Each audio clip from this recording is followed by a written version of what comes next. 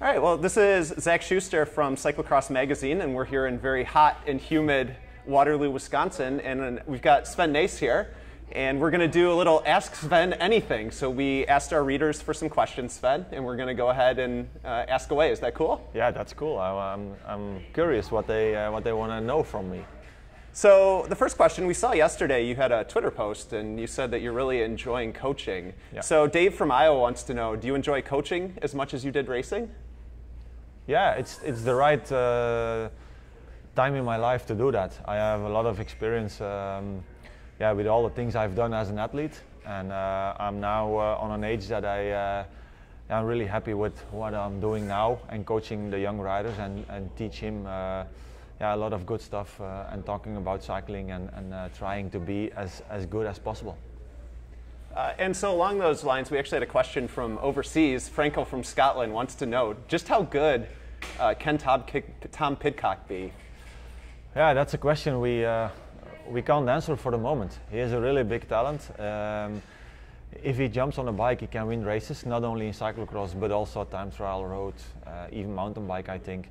So he's really young, and we need to let him grow step by step, and I think that's the most difficult part, because they are all looking to Tom, and the pressure is really high. But he's quite cool. He's really relaxed, and I think he has a big opportunity to be a good professional cyclist. But it's a long way to go. Along those lines, you've got a lot of really young talent on your Telnet team. Have you learned anything in the last year or two about developing young talent like Tom? Well, every rider is different, and before, when I was riding, I only need to carry to take care about myself. But now you have all different characters, different types of riders, and we try to help them separately. And sometimes it's not so easy, because you are in a team and you try to make a schedule for 1 week for the whole team, and individual, they have their own plan to be as good as possible in a race, and you need to handle that. And sometimes that's difficult, but it's also nice to develop myself and try to be a good coach in that kind of difficult periods. So changing directions just a little bit, Peter from Virginia wanted to know if you could pick one workout to do this time of year to get ready for cyclocross, what would it be? You know, duration, intervals, what's your go-to? Yeah, in this part of the season, it's the beginning of the cyclocross season. So then we're all talking about details, because all the hard work needs to be done. The distance, the speed you need to have. But now it's all about acceleration, sprints, up, on and off the bike, cornering. So that's the details. That's really important now. And it's the last part of getting ready for a race. And that's acceleration and starts, and try to ride on a high heart rate for a long period. Don't do it in the beginning of your preparation, because you need to build first a big engine. That's what we are saying in cycling. But now it's the part where you're talking about details. Yeah. And are you at all flattered that people have workouts here in the States called Sven Hills? Yeah, it's really nice to see that, because I've done it a lot during my career, starting on the beginning of the hill and doing explosive sprints until the top, recover a little bit, and again and again. And that's cyclocross. That's what you need to do really often in a race. And I showed people the last few years a lot how I done that. So now it has a name also. that's actually really nice. So along those lines, we had another question. Bill from Texas wants to know if you'll be doing an instructional video on how to bunny hop and ride stairs anytime soon. Well, I've done it before. Oh, you have? Okay. I've done it before, and yeah, maybe we can do it. It's no problem for me. I want to learn all people to jump barriers, and yeah, that's for me. It's no problem. If I can share a video and learn people how to do it, no problem. And I'm sure you saw that Ellen Noble is now hopping the barriers. You got to be pretty stoked about that to see her doing that. Yeah, huh? that's really cool, and that makes her really special because she's one of the first girls who did it, and in a race. And in a race or on training, that makes a lot of difference because your heart rate is really high, you are nervous, and in a race with all different kind of riders close to each other.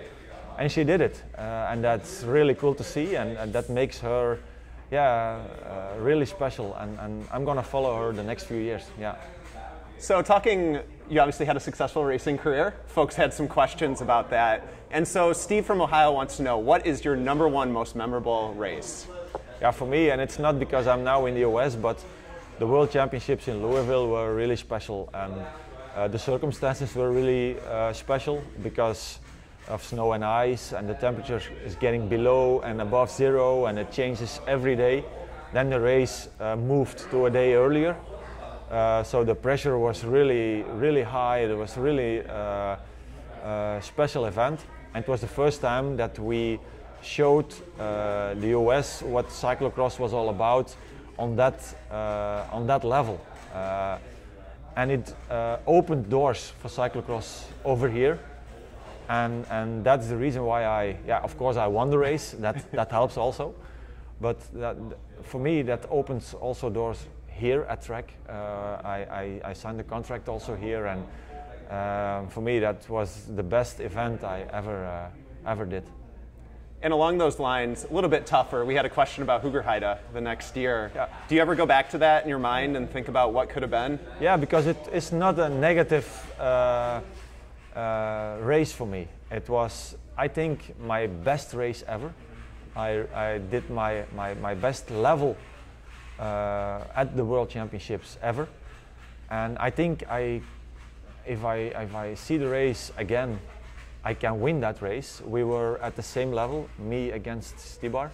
It was really a good battle, and it became a battle that it was all about details. I made a small mistake on the moment I almost won the race, and that changed everything. He recovered again a little bit, and then in the last lap I made a small mistake and he won the race. So yeah, it was actually losing the race from that kind of champion, it's no problem. And I not went home beaten by a small rider. I was proud of my race, and okay, sometimes you win and sometimes you lose. So along those lines, let's see, what was the other question? Oh, toughest competitor you've ever faced. This is a question from Daryl in Wisconsin. You know, when you're going into a corner, you're going into a race, who's the toughest competitor? Well, that's the same rider than we are just talking about. That's Stibar, because he is doing or did the same what I did. He thought the same like I did in a race, and the moment I thought, hey, I need to accelerate, or this is my plan, he did the same. And that was quite difficult because he was always also really explosive. He had a good sprint. He was really focused on a certain moment in the race, and it was almost this every time the same moment like I had in my mind, and that was quite difficult to handle. So we talked last week, I talked with you at Jingle Cross, and you know, in Chicago, you like putting on a show and you know, giving fans a good show, and it seems like you've had a lot of races in your career where you're putting on a good show. You know, you battled against Klaas in 2013 in Louisville, you battled against Stibar. Different kind of generations. Yeah, but how do you get, for other riders, that mental aspect, how did you train yourself to be mentally tough in those situations, knowing that you were putting on this great show, but like one mistake and you lose the race? Yeah, it's not so easy because it's a long career, and the thing that helps a lot is that riders changed during my career, different generations, so it's not always 20 years long the same riders, so that helps me. I stayed, but the riders they went, and they came new riders, and cyclocross changed, and that's, for me, I think that was the best, that helps me the most to stay focused, because in the beginning when I was a young rider, cyclocross was not like it is right now. There was no pit. We can jump barriers. There were 3, 4, 5 on a cyclocross race, just one. Now they need to be 2. That's the rule. It's all going faster. Yeah, the material changed a lot. We are now shifting electronic. Bikes are getting lighter. They handle different. So for me, that was always nice to going in a battle with cyclocross that's changing, and I want to be again the best rider in actually another sport, because that's what's going on the beginning of my career until now. The sport changed a lot, and I tried to develop myself on the same level. So we saw in 2015 at the tail end of your career, we saw 2015 was the Worlds where Mathieu, Wout, and Lars went 1, 2, 3 at the World Championships. Working with these young riders on the Telnet team, did it help you that you kind of raced against them at the end of your career to see kind of that youth movement, and now you'll be able to translate it into your coaching? Yeah, it helps a little bit, but I think you need to see every rider different, and I know how to win a race. I know when you make a mistake that you can lose a race, and it's not only because I raced with the last generation, but the experience I have during my career, I can give it to him, to them right now, and that helps a lot. And okay, I know the riders, the guys who now are the best riders of the world. It helps a little bit, but the experience during my whole career, that's most important, I think. And then one more question about your racing. Chris from Maryland wants to know, he asked if you had Lars's explosive ability off the start, do you think you would have won more races, or your style of kind of coming on late, was that what suited you best? I had the explosivity in the beginning of my career when I was young. Okay, when you are getting 40, it's a little bit less, and that's normal. You need to handle that. But he's really, he has a really good explosivity. The only thing he doesn't have is that his weight is so low, because he's really a small rider. Mm-hmm. And if you're riding on flat roads, the maximum power is less than a rider with my weight. And that's the problem he has against riders like Wout and Mathieu. When there are climbs involved in the race, with his explosivity, he can beat them. Mm-hmm. But when it's flat and it's muddy, it's all about maximum power. And because he's a rider with low weight, it doesn't help him. And he needs to handle that. So I'm a completely different kind of rider than Lars. I'm more a rider like Wout and Mathieu. So you need to know that, and you need to put the focus on a different spot. And now we had some bigger picture questions, I guess. And we actually got several good questions from our friends in Canada, which is always exciting to hear. But Andrew from Ontario wants to know, what can we do to grow the sport in countries like Canada, Australia, that don't necessarily have the cyclocross history? Because we're doing pretty well in the States here. Yeah, for the beginning, to begin, put cyclocross as much as possible on social media, live streams, so that young riders see the sport, what cyclocross is all about. That's the first part. So we did that here in the US, and it helps a lot. Then you need to have young riders that want to invest in the sport, because it's not going from day 1 until day 2 and directly you are one of the good riders. It costs a lot of money, it costs a lot of time to develop yourself. And if the country has a local hero, then you can start to grow the sport in your own country. And that's also the success in Belgium, because we have local heroes. We have more than one local hero. Yeah, and then it goes like this. And in the US you see that we have local heroes in the elite women's races. We had it also a little bit with Jeremy, and that helps. But you see now that yeah, his level is going a little bit down, and we need to have some other riders. And okay, that's necessary to the young riders needs to see a local hero, and then they can. They wanna be like them, and that's important. Along those lines, and speaking, maybe Stephen Hyde, you signed Tom Pitcock. He's out of Great Britain. Do you ever see a future where you guys sign an American rider to come ride full time in Belgium? Yes. Okay. I think that's possible, and because of Trek is involved, that's also a reason, I think. But I think if we want to let grow the sport in total, not only in Belgium or in Europe, we need to invest in riders coming out of the US.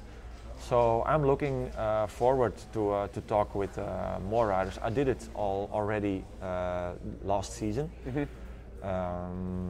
So yeah, there is for sure there is interest from our team, and not only because I think there is potential over here, but I think that if we want to let our sport grow, we need to do that.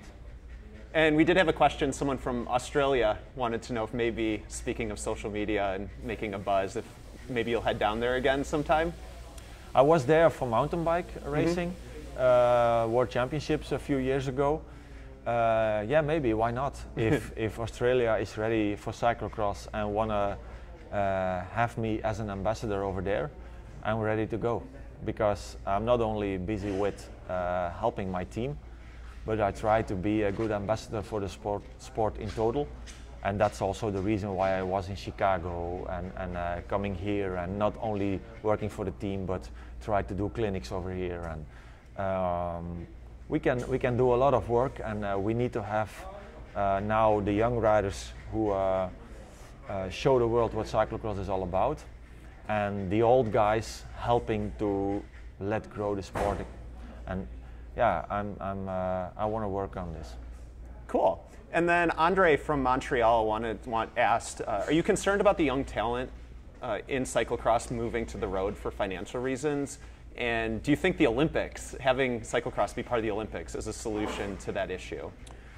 Definitely, if the Olympics were involved in our sport, we're talking about another sport. We're talking about more budget, more interest from other countries, and then the sport is, yeah, then the sky is the limit.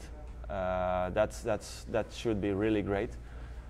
We are talking about that since the last 15, 20 years, I think. It's not easy, because the rules are that cyclocross or an Olympic discipline in winter needs to be always on snow and ice.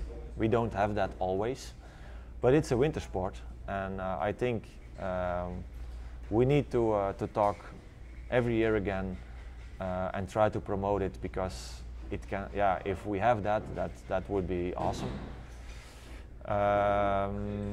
So that's really important. And you probably have some experience with this question with your son, but Griffin from Quebec, another Canadian, wants to know, most important piece of advice you would give a young cyclocross rider? Don't do it because your parents want that you are a professional athlete. It needs to come from yourself. If you have passion for cyclocross or for any other discipline in cycling, there all starts. You see often in Belgium that young kids start a cycling passion because of parents want to have professional athletes. Their sons needs to be a professional athlete, and that's not the right thing to do. And you see it directly. If you need to push them to train every day, or push them to what they're eating, and yeah, put them on a bike, it's That's not okay. And with my son right now, I need to say, "Oh, take it easy. You are only 15 now, and there is also another life for the moment."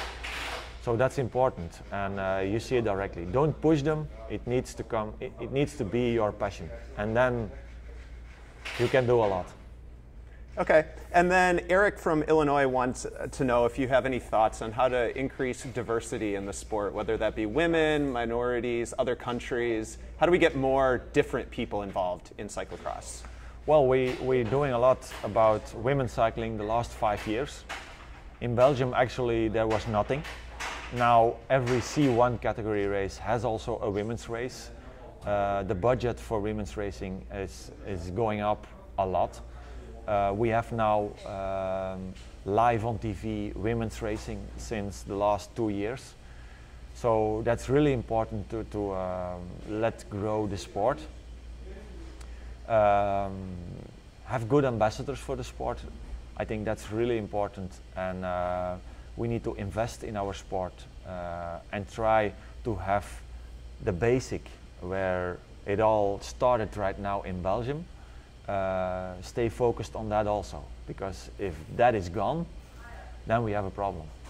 But we need to be good ambassadors, we as a team, as all professionals and the young riders.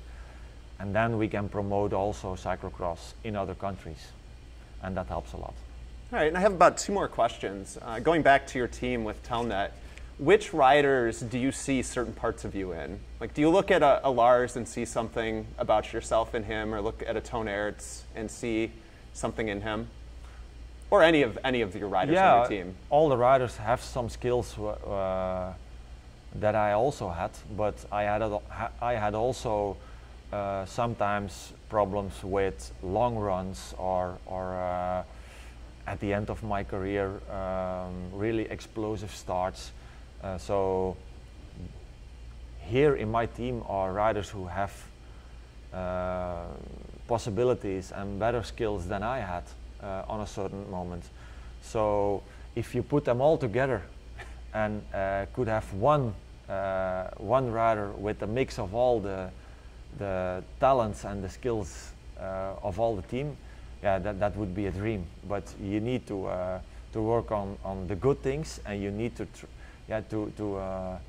to help them with the skills they don't really have on a high level. So I don't want to compare myself to another rider, and don't try to talk about in my time I did it like this. No. This is another team. These are other riders, and try to help them equally. So if we created like an Ellen van der Aerts super rider, then you would be, it would work, right? That would work, yeah, but it's not possible. And then finally, just kind of a couple fun ones. Tom from Madison, how do you pronounce your name? We hear a lot. We hear Nys, Nys, Nice. Yeah, in Belgium they say Sven Nys. Nys. Nys, but it's not easy, and doesn't matter what you say. They in the US they say a lot Sven Nys. Mm-hmm. No problem. They can say what they want, but in Belgium they say Sven Nys. Nys. And is that where your alter ego Stan Nys came from? Think so. Yeah. I think so. And yeah, it's really funny. I've done a lot of special events since the last few years. I've done the Cape Epic on the mountain bike, the single speed world championships. I think I'm going to do some different type of riders of racing during the next few years. But it's going to be a surprise always, and that's good.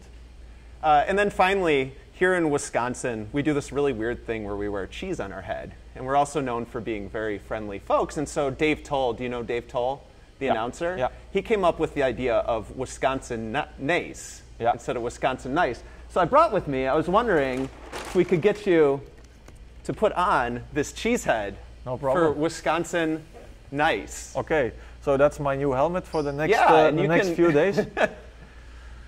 It's aerodynamic, I think. Yeah, And, what do you think? Maybe for the Legends race, this could be your helmet? I don't think so. Only in this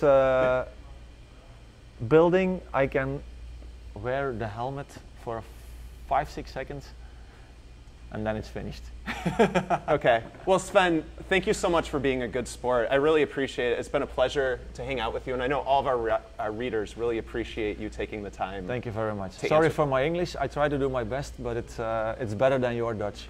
It is for sure. And to be honest with you, we mispronounce your name all the time, so no problem. Your English is phenomenal. No problem. Thank you very much. All right, cool. Thanks a lot again, Sven. Okay.